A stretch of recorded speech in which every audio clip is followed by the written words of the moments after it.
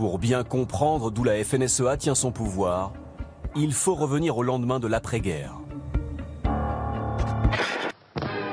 À Paris s'est ouvert le congrès général de l'agriculture où M. Tanguy... En 1946, l'heure est à la reconstruction.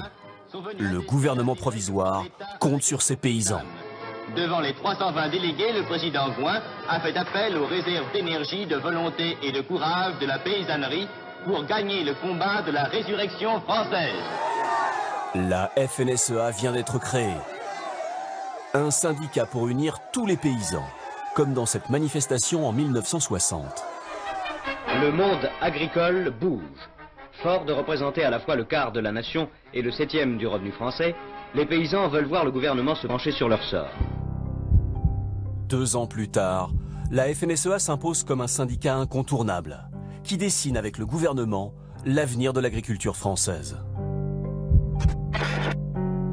Pour Jean-Luc Maillot, historien, l'union des céréaliers et des éleveurs a été payante. Les représentants de l'agriculture se sont arrangés pour qu'il y ait un syndicat extrêmement dominant et qui va user de sa domination pour être le seul interlocuteur de l'État. C'est bien le syndicat majoritaire et toutes ces organisations et toutes ces succursales qui fait la politique, qui la décide, qui la négocie. Et quand elle n'obtient pas satisfaction, la FNSEA mobilise ses troupes et ses manifestations sont redoutées. Il porte la responsabilité des violences qui ont fait 150 blessés.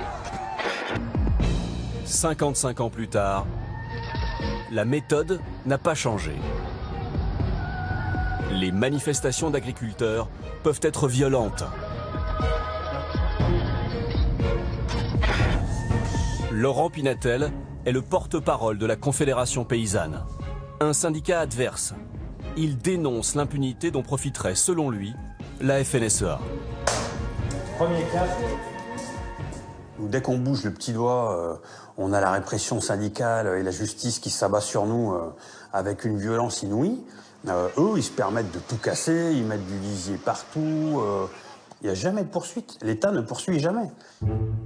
Même en 1999, quand les agriculteurs saccagent le bureau de la ministre de l'Environnement, la justice est clémente.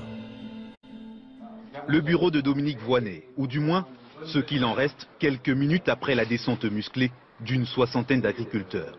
Je ne sais qui manipule et qui agite telle ou telle catégorie du monde paysan. Mais ça me paraît pas les auteurs ont été condamnés à de simples amendes.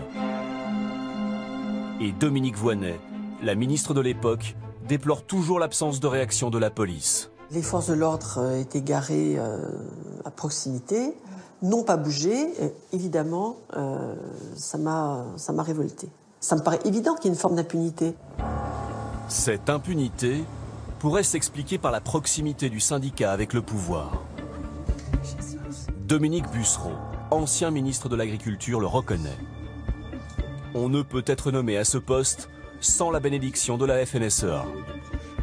Quand j'ai été nommé, je connaissais déjà Jean-Michel Lemétayer, qui était à l'époque le président de la FNSEA, parce qu'il était venu me voir. J'avais un peu l'impression de visite d'embauche. J'étais ministre du budget, il avait demandé à me rencontrer. Devenu ministre, il reçoit à nouveau le patron de la FNSEA, ici à gauche, juste avant l'élection de Nicolas Sarkozy.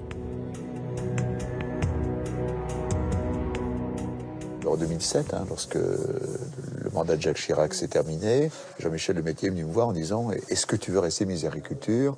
Parce qu'il faut qu'on en parle à Sarkozy. » Si le puissant syndicat peut faire et défaire les ministres de l'Agriculture, il a aussi ses entrées au Parlement. Ce matin-là, Joël Labbé, sénateur écologiste, est convié à un petit déjeuner au Sénat. Et c'est la FNSEA qui invite.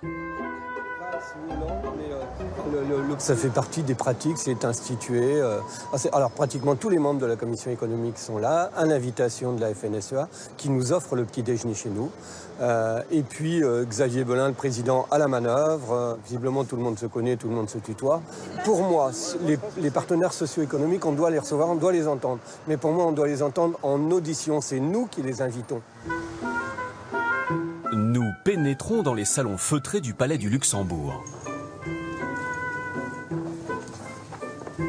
Devant les sénateurs, nous distinguons le grand patron de la FNSEA, Xavier Belin. Il est en train de défendre la cause des céréaliers. Mais nous n'avons pas le droit d'entrer. À la sortie, les élus ne sont pas tous très à l'aise pour répondre à nos questions. Pourquoi? Les représentants du monde agricole, bien sûr. Et ils viennent souvent vous voir au Sénat? Je crois que la FNSEA, parmi d'autres, fait partie des interlocuteurs dont on a besoin pour, de temps en temps, ajuster un certain nombre de dispositions. Parmi les sénateurs invités, Daniel Grémillet, un ancien cadre de la FNSEA. Monsieur le sénateur, c'est important pour vous de venir à ce genre de petit déjeuner?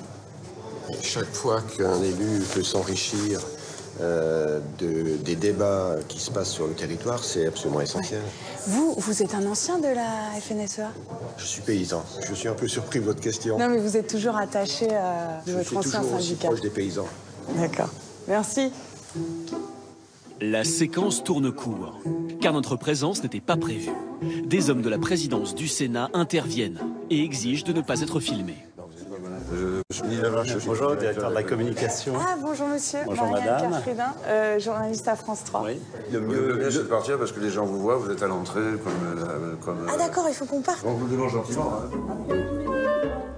Que s'est-il passé dans le huis clos entre Xavier Belin et les sénateurs? Qu'a-t-il demandé aux élus? Ce jour-là, nous n'en saurons pas plus sur le lobbying feutré de la FNSEA.